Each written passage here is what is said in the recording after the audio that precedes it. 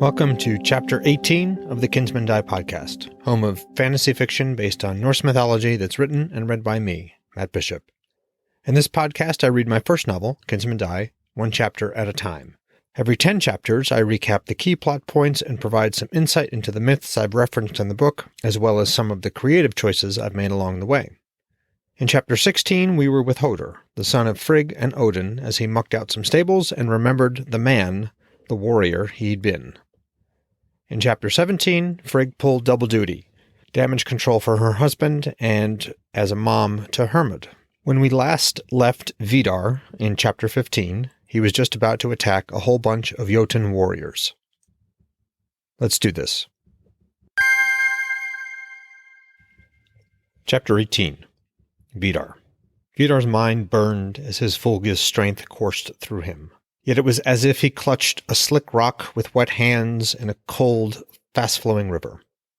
That rock was himself, his body, while his grip was his spirit, his hammer and Hodr. But if his grip slipped, she could take control, and probably would. "Garm's teeth!" Canowin shouted. "They're huge! How can—" Garland barked a reproof, and the standard-bearer fell silent. The black Jotunn longships were as large as any of the ships plying the trade route to Vanaheim. Such ships could easily hold more than 100 sailors and warriors. But spun as they were from smoke and ash, who could say how many warriors these might bear?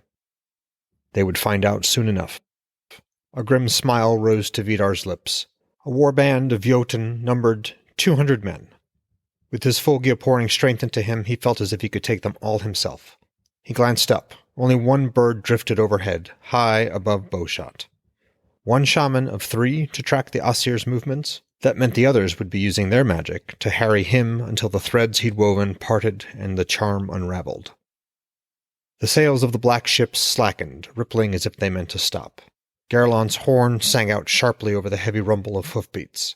The double column reformed into a narrow spear with Vidar at its tip. Garland rode at his right, and Canowin on his left, one of her gloved hands tight around the spear from which Vidar's foxhead banner cracked and snapped in the wind. Maybe 100 yards were left between them and the ships. The ashen sails slackened entirely. The ships halted and then vanished in a cloud of ash and smoke. The stench of burned wood grew overpowering.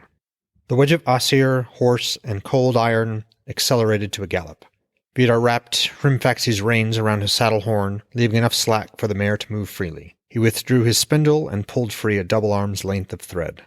Smoke burned his eyes, and he coughed from the thick stench. The drumming sound of hooves filled his ears. Maybe 50 yards left. He loosed a battle cry. His Fulgia slavered, flexing insubstantial limbs, and he felt his strength double again. He dug his fingers into that river rock that was himself and began reciting the runic phrases that would strengthen the leash wrapped around his Fulgia's neck. In between eye blinks, the cloud of smoke and ash condensed into a massive black sphere that spun in the air. It pulsed once, twice, and on the third pulse it transformed into 1,000 black spears that shot toward them. Garland's horn cried out. He understood the danger. 35 yards left. "Steady!" Garland shouted above the thundering hooves. "Their magic won't!" The black spears smashed into Vidar, his men, and their horses, bursting into a shower of ash and soot. Horses screamed and balked. Trained though they were blinded. The men coughed and spit, dragging on the reins to get their panicked horses back under control. Maybe it had been luck, but Hrimfaxi had not been blinded by the soot. She'd barreled right through it. The Jotunn had formed themselves into a shield wall. These Jotunn were armored in much the same way as the Einherjar. Boiled leather armor covering chest and arms and split below the waist to partially cover their legs. Leather helms shining with studs, round shields painted black, long spears jutting forward. Vidar realized he was hearing Hrimfaxi's hooves alone. He glanced to either side. No one. It must have been the cloud of ash from the destroyed spears.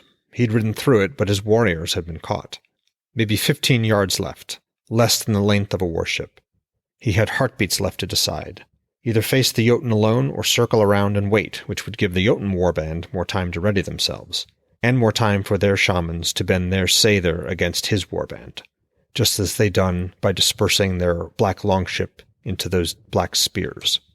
No real choice, then. He pulled witch thread into his hands until the spindle rattled empty. He cast the thread forward, singing the charm his father had taught him. The grasses and roots obeyed, surging up from the dead earth to twist around his enemy's legs.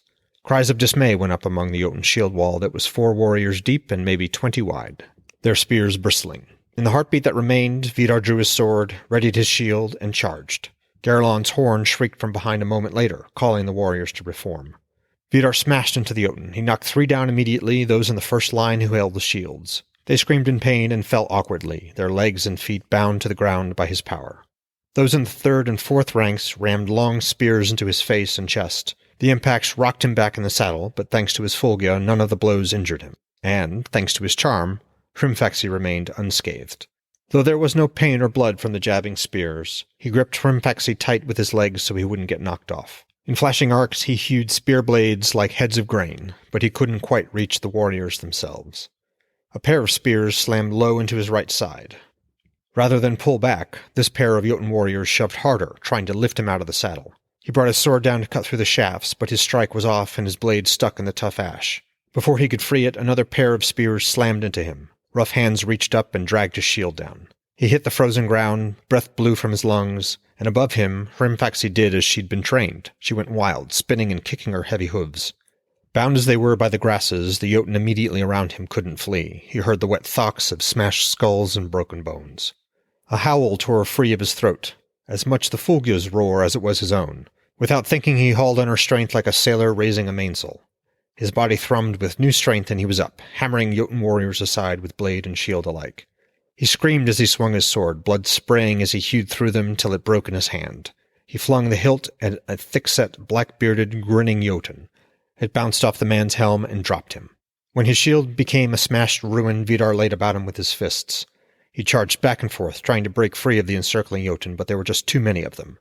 They drove Hrimfaxi off, and tucked behind round shields and long spears, got around him. Garlon's horn shrieked again, closer now. The sound pierced the battle fury that had settled into his mind. Yet Vidar could taste the Jotun's uncertainty, like hot blood and the sweet flesh of Yggdrasil's fruit. They might have him at bay, but they'd shortly have to deal with his warband. One Jotun shouted orders, and resolution replaced their uncertainty. They began jabbing their spears at him again, and he felt the Jotun shamans picking at his charms. Not only were they beginning to unravel the weave that protected his warriors, but they were unwinding the grassy fetters he'd flung around the Jotun's feet. Vidar slapped one darting spear aside and caught another. He yanked hard, using his Fulga's strength as naturally as his own. The Jotun flew toward him, surprise etched into the man's swarthy, heavy-browed face. Vidar caught the warrior and broke him across his knee. His Fulga screamed with delight. Asir battle cries echoed behind him. He turned toward the sound and gathered himself for a charge. And then the shamans hurled Seidr at him. It cut runnels across his skin like a snow bear's venom. Pain flared, but his Fulga screamed it away until only his rage remained. His Fulga made him slap one spear away even as another struck him in the small of the back. She spun him around, and he grabbed the spear in both hands and with it flung the Jotun warrior aside. Then she made him sprint forward, spear still in his hands, toward the opening they, had created. No, he thought at her, shouldering her aside and taking back control of his body. He needed her strength, but he would not let her control him. She snarled like a cornered great cat, but backed down. Through the gap in front of him he saw his warband on foot, fighting toward him in a tight wall of their own. Most of the Jotun seemed to be attacking them. He himself was in the middle of a noose of maybe 20 Jotun. He spat on the ground. He could feel the shamans further picking apart the witch armor he'd woven for the warband. It wouldn't hold much longer. His Fulgia shrieked inside him, making his blood pound harder. "Enough!" he shouted at her. A pair of spears slammed into his back. He stumbled forward, fell, rolled, and came back up to his knees. He took another pair of spears full on his chest. They tore through his tattered armor but skidded across his flesh. He stood, arms wide, facing the Jotun. He saw fear in their dark eyes. They knew what he was, and they lacked the weapons to kill him. This time, when his Fulgia screamed, he turned to his left, pulled on her strength, and sprang forward faster than the attacking Jotun could react. They were coming at him in pairs, a shield man on the right and a spearman to his left, alternating all the way around the noose. But they hadn't expected him to move as fast as he did. He slammed shoulder first into the shieldman. The round shield broke, and the Jotun warrior flew backward, dark beard parted in a howl of surprise. Vidar grabbed the shoulders of the spearman and drove a knee into his stomach as he pulled down on the man's shoulders. The warrior vomited blood as his torso was pulped. By then, the next shieldman had begun turning toward Vidar, still moving far more quickly than the Jotun could react. He stepped forward and caved in the shieldman's skull with a single clenched fist. Seidr flared across his shoulders, hissing and burning. He staggered and went down on one knee, mind reeling with pain. Before he even realized what was happening, his Fulgia had picked him back up and was driving him forward into the next spearman. She used his arms to grab that warrior's shoulders, and when she hammered his knee upward, he felt the spearman's spine snap. Vidar watched the dead warrior's Hodr dart free like a silvery fish. His Fulgia reached for it, extending bloody hands as he might reach into the mists above a lake. Then she ate the Jotun's spirit. Vidar's heart nearly burst with ecstasy. He reeled backward, struggling to rein in her desire for more. Hot horror rose like the dawn.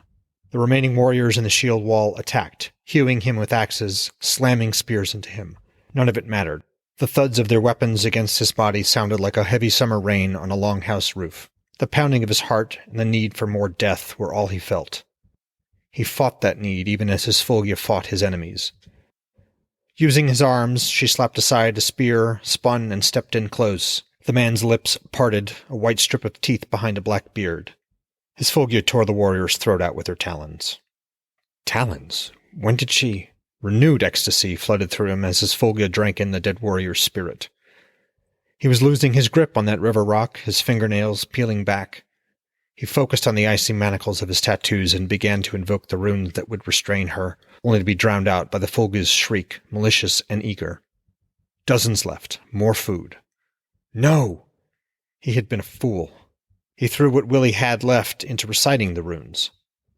The shamans must have sensed it, for Seidr incandesced against his skin, burning him with long, rippling lines of venom. His fingernails slipped from the rock, and the current took him. No, no! When the Fulgia realized his control was gone, she surged up from the depths of his mind like a broaching whale. Dimly, he was aware of her propelling his body forward at one of the Jotun still before him. The Jotun's spear shattered against his chest, and with one of Vidar's hands she ripped away the man's armor and sank Vidar's teeth, lengthened into fangs, into the warrior's neck. The man thrashed, trying to throw him off. She broke the warrior's neck with one savage twist of her head. Another wave of ecstasy swept him further away from the rock of his hammer. The further away he was carried, the more control she took, and the more she shifted his hammer, molding his flesh into a shape she wanted. Already his body had doubled in size, looking more and more like a snow bear with long curling horns and sharp talons, thick and black. He had been a fool. As if from a great height, he watched his body leap toward the Jotun shield wall that had engaged his warband. His body rampaged, opening a wide, bloody swath through the Jotun. She drank more spirits and grew larger, altering his hammer still more. But he no longer felt any of it, just a lingering, vague shame as his thoughts faded. She turned to look at him then, green eyes wild and triumphant. Such a fool. Well, folks, that was Chapter 18 of Kinsmen Die. I hope you enjoyed it. Vidar fought the Jotun and his Fulgia, and didn't do well against either. If you like what you're hearing, if you feel like I'm delivering some value, please consider supporting my work by buying my books or via Patreon, PayPal, Locals, etc. A few ratings have come in. Thanks very much for those. They're a huge help. Please keep them coming. And also, please share the podcast. That helps a ton as well. And I'd also enjoy hearing from you. You can email me at mattbishopwrites@gmail.com. And as always, I'm going to read from the Havamal, the Sayings of the High One. And I will be reading from both the Bellows and the Larrington translations. Bellows, verse 18. He alone is aware, who has wandered wide and far abroad has fared, how great a mind is guided by him that wealth of wisdom has. Larrington, verse 18. Only that man who wanders widely and has journeyed a great deal knows what sort of mind each man controls. He who is sharp in his wits. Thanks for listening.